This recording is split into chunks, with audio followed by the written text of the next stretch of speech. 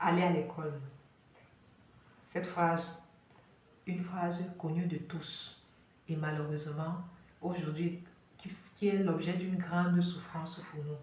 Nous avons grandi donc dans un environnement où on nous a miroité, où on nous a bercé dans cette illusion que l'école devait nous faire le plus de bien possible, que l'école était notre seule source d'épanouissement, notre seule source de bonheur, l'école était le sommet de toute une vie.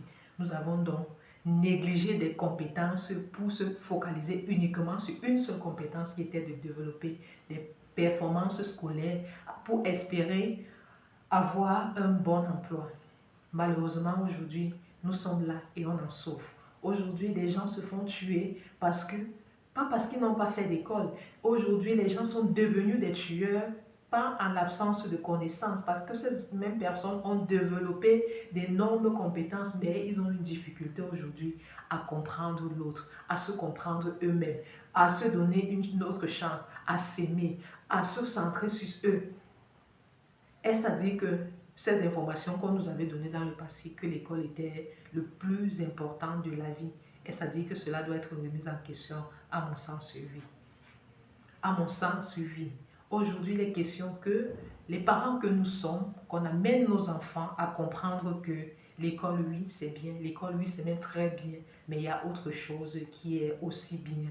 C'est d'apprendre l'amour de soi, c'est d'apprendre l'amour de l'autre, c'est d'apprendre à reconnaître ses émotions, c'est d'apprendre à réguler ces émotions-là. Mais malheureusement, même nos propres parents, lorsque nous étions enfants, avaient cette difficulté à nous auto-réguler, banalisaient nos émotions, nous disaient non, le plus important c'est qu'on te paie les études. Tu ne vas pas te plaindre, pourtant on t'a acheté tous les livres, tu ne vas pas te plaindre. Alors nous avons donc étouffé, nous avons donc étouffé ces plaintes-là. Et aujourd'hui, ça a fait de nous des adultes qui ne pouvons pas nous exprimer et exprimer nos besoins, qui s'enfermons dans des relations toxiques parce que depuis enfant, on nous a appris que ces besoins-là ne sont pas écoutés, ces besoins-là ne sont pas validés. Alors aujourd'hui, est-ce qu'il ne serait pas temps de remettre en question toutes ces informations-là, toutes ces pensées-là, toutes ces pensées limitantes-là, ces loyautés invisibles qui aujourd'hui est notre plus grande source de mal? Nous ne sommes pas heureux malgré cette école-là. Nous ne sommes pas heureux malgré ces blouses blanches qu'on porte. Nous ne sommes pas heureux malgré ces costumes qu'on enfile tous les jours pour sortir de la maison et rouler dans des grandes voitures. Nous ne sommes pas heureux. Nous ne sommes pas épanouis. On amasse, on construit des gratte-ciels. Mais on a du mal à dormir, on a du mal à trouver le sommeil, on est obligé de s'enfoncer dans l'alcoolisme, dans le tabagisme, dans la consommation.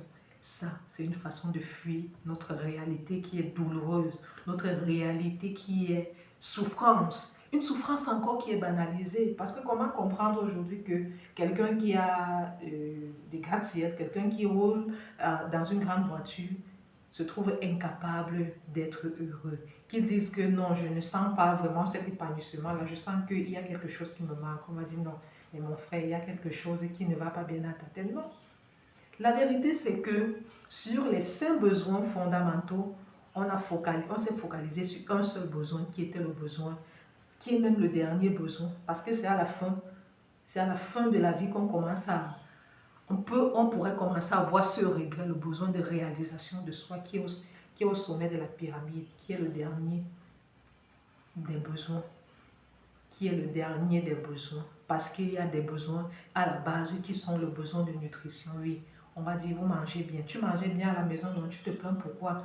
Oui, en consultation ici, on a des enfants qui mangent bien, qui mangent même 4 fois par jour, qui mangent bien et équilibré, mais qui malheureusement se retrouvent dans des situations de consommation de substances psychoactives et qui malheureusement commencent à manifester des éléments de délit, commencent à avoir des bizarreries de comportement. Pourtant, ils mangent bien, pourtant, ils sont scolarisés. Est-ce qu'aujourd'hui, il ne serait pas question véritablement de remettre en question tous ces acquis-là et ces vécus expérientiels-là et comprendre qu'aujourd'hui, si on n'arrive pas à bien fonctionner, c'est parce que l'enfant qu'on a été n'a pas reçu ce qu'il fallait. Est-ce qu'aujourd'hui, on ne doit pas comprendre que oui, nous avons la responsabilité de créer de fabriquer des adultes sains à travers les enfants que nous avons aujourd'hui, qui vont devenir des tueurs, parce que la seule chose dont on les transmet, c'est l'école. Est-ce que l'école aujourd'hui, est-ce que l'école est est une source de bonheur? Oui. Est-ce que l'école est une source de bonheur? Oui et non. Oui, dans la mesure où ça te permet d'avoir une certaine réalisation de soi. Mais si ta seule réalisation, si la seule chose dont tu possèdes, c'est ta profession, sont tes compétences professionnelles, c'est ton argent, et que tu es incapable de donner, de pouvoir partager avec l'autre, et que tu es incapable de pouvoir communiquer avec ta copine, de communiquer avec ton mari, de communiquer, tu seras tout le temps dans le mal-être. Tu vas passer plus de temps à vivre dehors avec tes amis plutôt que de vivre dans ton foyer et accuser ce foyer de toxique, accuser de n'avoir pas eu une bonne femme.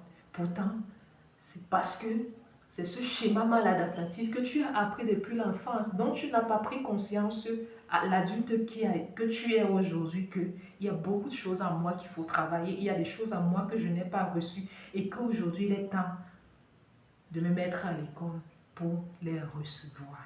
Parce que c'est en ça que viendra ton bonheur. C'est en ce que tu vas développer là, en dehors de tes compétences professionnelles, en dehors de ton rang social. C'est ça qui fera de toi quelqu'un d'épanoui. Parce que non seulement socialement, tu seras équilibré, mais aussi sur le plan émotionnel, tu seras équilibré. Ce qu'on ne sait pas, c'est que l'individu a deux parties de lui. Il y a la partie émotionnelle, il y a la partie qui est apparemment normale. Et que la partie émotionnelle correspond très souvent à ce qu'on appelle la mémoire traumatique. Et cette mémoire traumatique-là, elle est très activée chez les individus qui ont vécu dans des situations de maltraitance. Des maltraitances infantiles, bien sûr, que ce soit une maltraitance physique ou bien psychologique. Parce que ce que les parents ne savent pas, c'est que c'est un mot que vous dites à vos enfants tous les jours. Tu es un feignant, tu es un con, tu n'as pas honte. L'enfant commence à avoir honte de lui. Et en grandissant, il est incapable d'aller vers l'autre parce que vous avez appris à votre enfant qu'il n'est pas digne d'être aimé, il doit avoir honte de ce corps-là. Alors, voilà comment votre enfant va commencer à faire le ça. Vous allez dire que ça sort d'où? Tu te décapes pourquoi? Pourquoi c'est vous qui avez transmis à cet enfant-là que ce corps que tu vois là, il n'est pas digne. Il faut que tu fasses quelque chose pour rendre ce corps digne là. Et voilà comment on se détruit aujourd'hui. Mon combat aujourd'hui, véritablement, c'est qu'on regarde, qu'on rentre dans cette blessure-là, dans nos blessures-là, les blessures de ce petit enfant qui crie encore à nous, qu'on écoute ce petit enfant qui est encore à nous et qui crie aujourd'hui.